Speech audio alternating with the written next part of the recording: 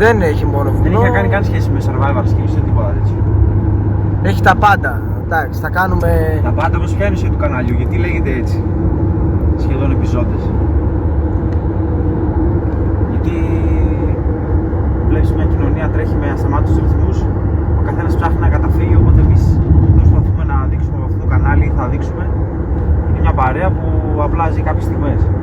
Όπως είναι όλοι γύρω από το. Αυτό που προσπαθούμε να μεταφέρουμε. Κράτηση. Φτάνουμε σε 25 λεπτά στο προφητελία.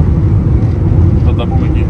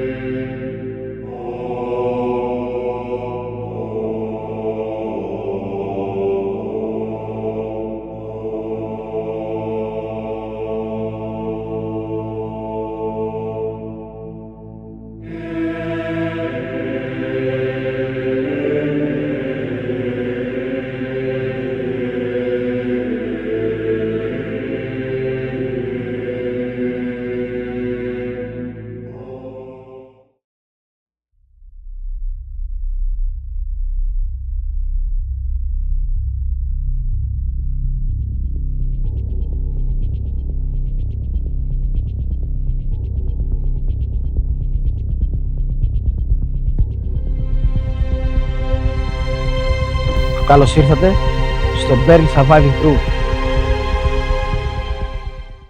Σήμερα βρισκόμαστε στον προφήτη Λία στη Μάκρη, λίγο έξω από την Αλεξανδρούπολη. Από όπου ξεκινά το ταξίδι μας. Αν σας αρέσουν οι ιδιαίτερες ιστορίες, οι εξερευνήσεις και η περιπέτεια, τότε είστε στο σωστό μέρος.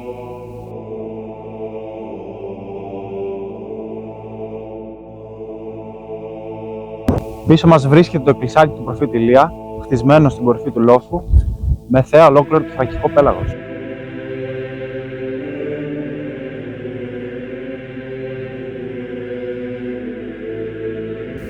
Λένε πως τα περισσότερα εκκλησάκια του προφήτη Λία είναι πάντα ψηλά, όπως ο ίδιος συνδέεται με τα βουνά και τον ουρανό.